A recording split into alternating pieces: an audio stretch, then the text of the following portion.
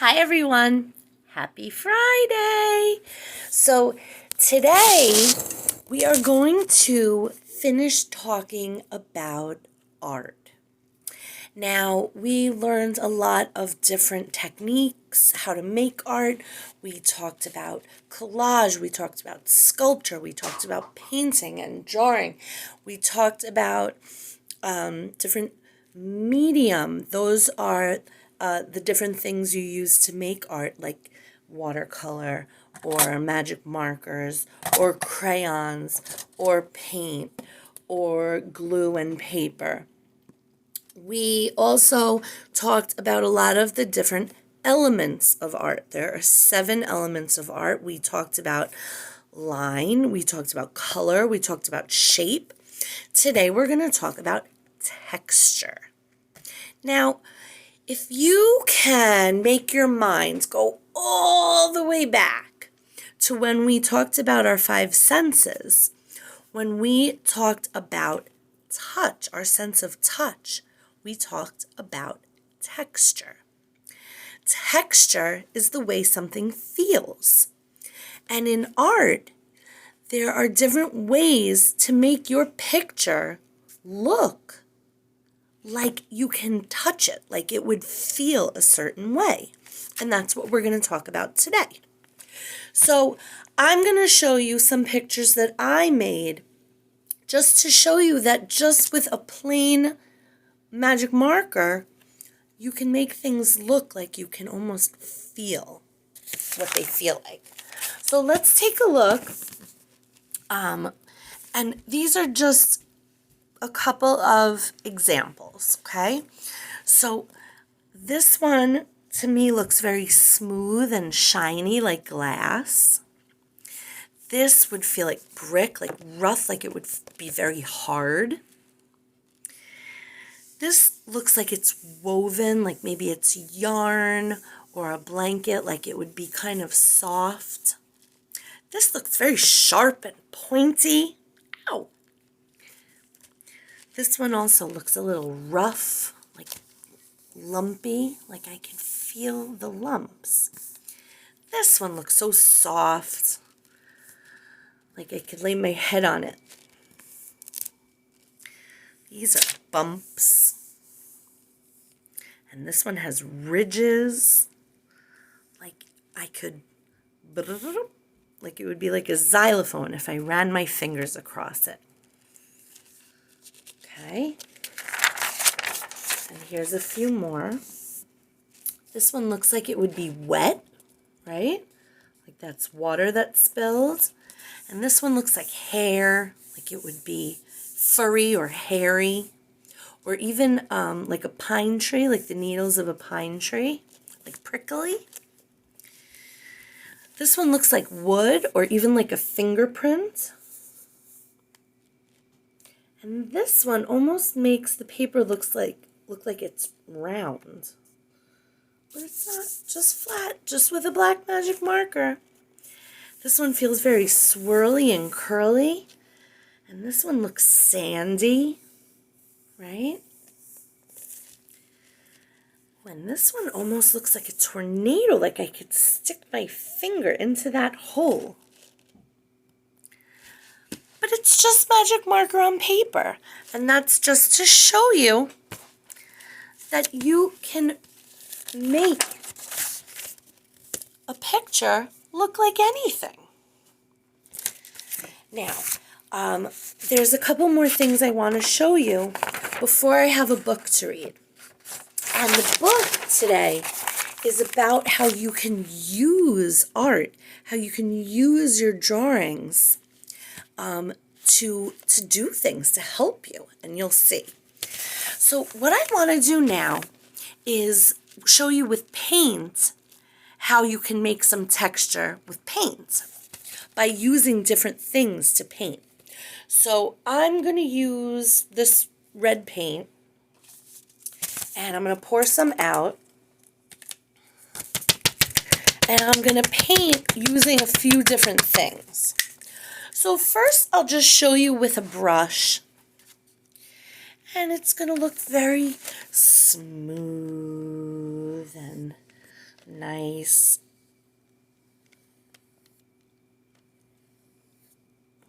Right?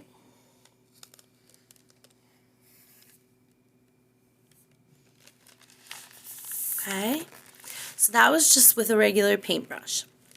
Now I want to show you with a Q-tip. So I'm going to dip my Q-tip in the paint. And now I'm going to paint with the Q-tip. Okay.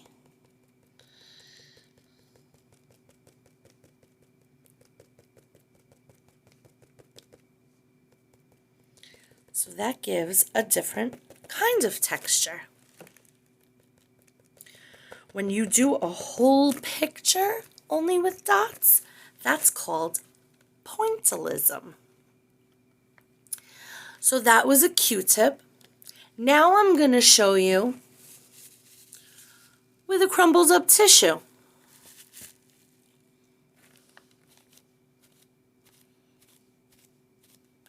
And that makes a different kind of texture. Isn't that cool? So you can try that one too. Now I have a sponge. I'm going to dip my sponge in. Let's see what our sponge looks like. Oh, I kind of like that. Let's see. Let's make it bigger. Look at that.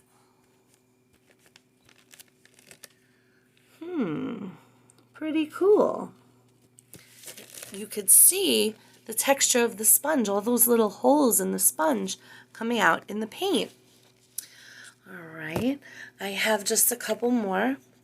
We can even use a Lego. So let's see what it will look like when we paint with this Lego. Oh, pretty cool. All right. What if we use the other side of the Lego?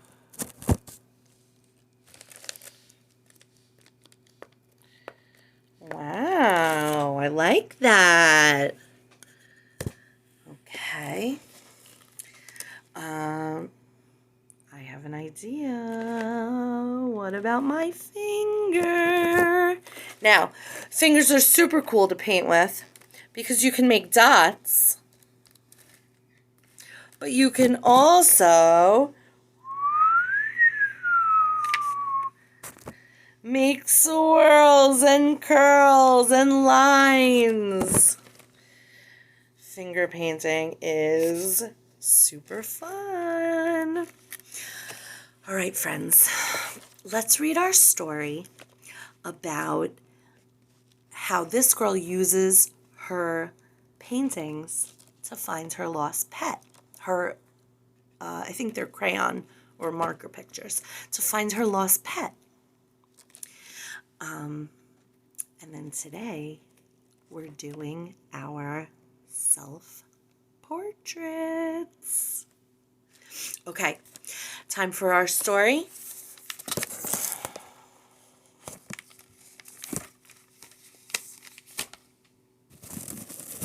And our story today is called Patches Lost and Found. Okay? Patches is Jenny's guinea pig, and he got lost. She's so upset. Okay. Just moving my paint stuff out of the way, and here we go.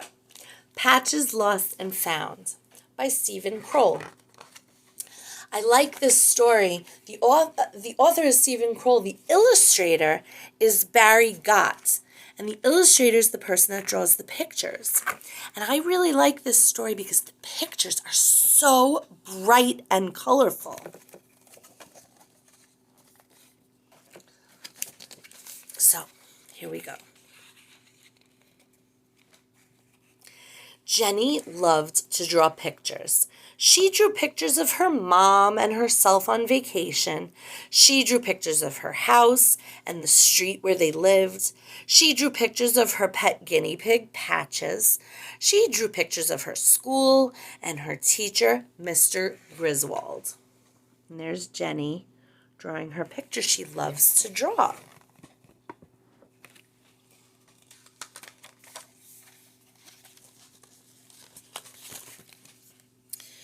One Monday, Mr. Griswold announced to the class, "Your assignment for next Monday is to write a story. You can work on it at school and at home." "Could I draw a picture instead?" Jenny asked. Mr. Griswold shook his head. "No, not unless it goes with the words. Words first." So, all the way home on the school bus, Jenny tried to think of something to write about. Nothing came. Her mind was like an empty sack.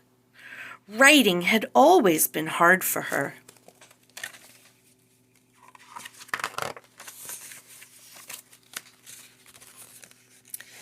When she got home, Mom asked, "How was school?" "Not so good," said Jenny. "I have to write a story." "I want to hear more about it," said Mom. "But first, I have to tell you. Patches is missing. I went to feed him, and his cage door was open." "Oh, no," said Jenny. "My poor guinea pig." "Let's look for him," Mom said. "He must be nearby." So they looked under Jenny's bed, and in her closet. They looked in Mom's room and all over the house, but no Patches.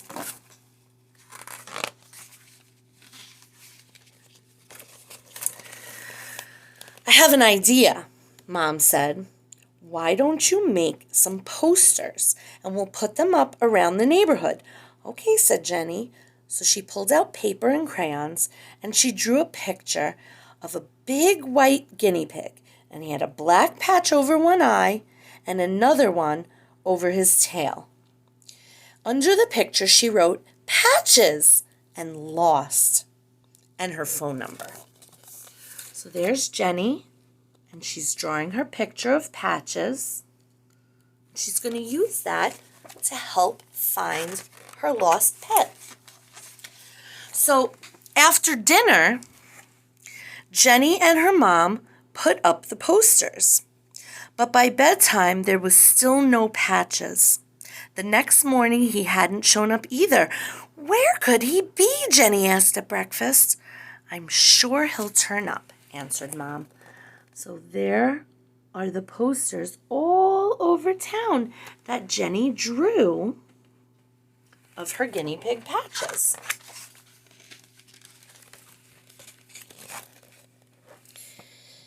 Jenny went back to her room. She sketched what could have happened to Patches. She drew him skittering out the back door. Then she drew him hiding under a bush in the garden. And she taped the drawings to her wall. So she's using her imagination. What happened to Patches? So they hadn't looked in the garden. Maybe Patches was there. Jenny went out to check, but he wasn't under any bushes.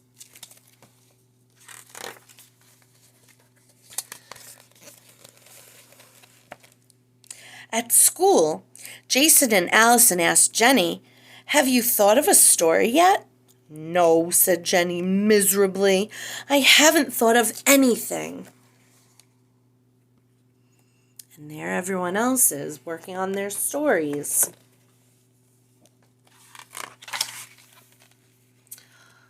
Oh my goodness. So let's see. When Jenny got home that afternoon, she raced into her mom's office. "Sorry, Jenny, still no Patches," Mom said. Jenny pulled out paper and crayons. She drew more pictures about what could have happened. So she's still using her imagination. She drew a picture of a thief stealing Patches and running down the street. Then she drew another picture of the thief getting on a motorcycle and riding away. She taped both pictures to her wall. And there's the thief with Patches. So, she's kind of telling stories with her pictures, isn't she? Wednesday came and went. No word on Patches, and Jenny still didn't have an idea for her story. Any progress? Mr. Griswold asked. Jenny shook her head. At home that night, Jenny finished more drawings. She drew the thief carrying Patches onto a train. She drew a passenger on the train, spying the thief and calling the police. She hung both of those pictures on the wall, too.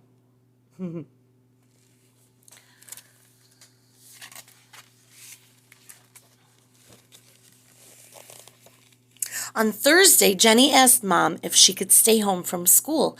She hadn't thought of a story, and she hadn't found Patches. Okay, said Mom. You do look pale. Maybe a day of rest will do you good. So Jenny stayed in her room, and she drew a picture of the police setting out to capture the thief. She drew another one of the police arresting him, and she taped both of those pictures to her wall.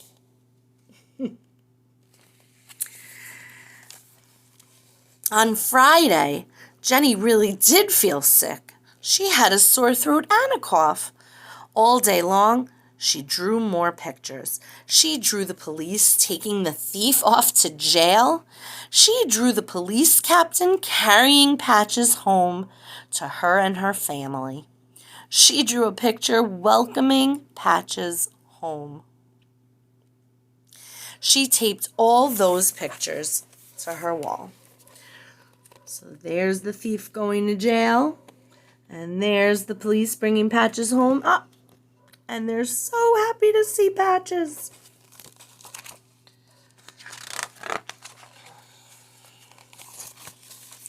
Now, the next day was Saturday, and Jenny didn't have to worry about going to school. As she was finishing breakfast, someone knocked on the door. Mom went to open it. Hi, said Mr. Scooter from down the block. I think I have something for you. He blinked through his thick glasses, and in his arms was Patches. Patches, Jenny shouted. Where did you find him, Mr. Scooter? There he is. Under a bush. I didn't see your posters until last night. By then, he'd nibbled my whole lawn. Better than any lawnmower. Oh, my goodness, said Mom. Oh, thank goodness, said Jenny. She gave Patches a big hug and a squeeze.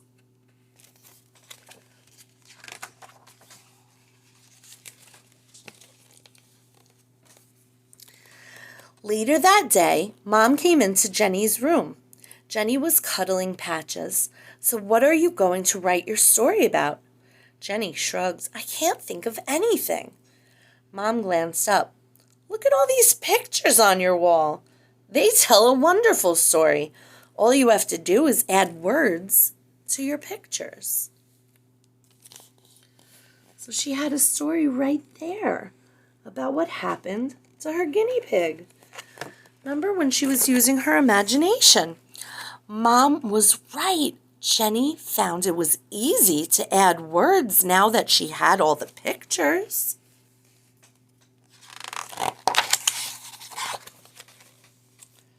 So here's her story. Are you ready? Once upon a time, Patches escaped from his cage and ran outside. Outside was scary. Patches hid under a bush. A big, bad, mean old thief came and stole him. The thief stuck Patches in his pocket and rode away on his motorcycle. Squeak, squeak, cried Patches. Shut up, yelled the big bad old thief. He jumped onto a train. Patches kept squeaking. The thief couldn't keep him quiet. A passenger saw them and called the police. The police called into their car. The police leaped into their car and raced after the train. They climbed on board. "Stick 'em up," they yelled as they arrested the big, bad, mean old thief. They drove him to jail, and he confessed. The police captain took Patches back to Jenny and her family. They were so happy to see him. "Welcome home, Patches."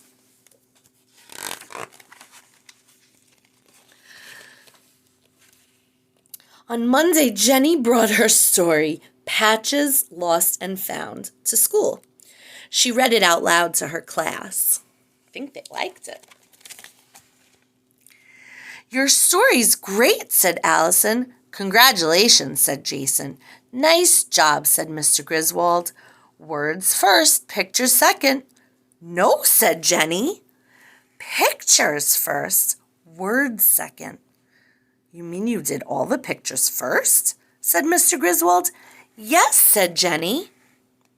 "Well," said Mr. Griswold, "you've taught me something. I'd like to meet Patches. Why don't you bring him to school?" So she did. So there you go.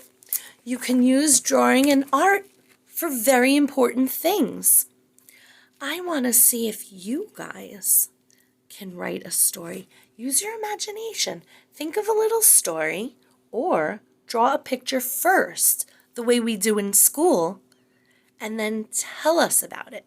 You could tell your grown-up about it, and they can write down your story just like we do in school with our projects. Okay, this is a long video, I know. The next video will be our self-portrait. I'm so excited.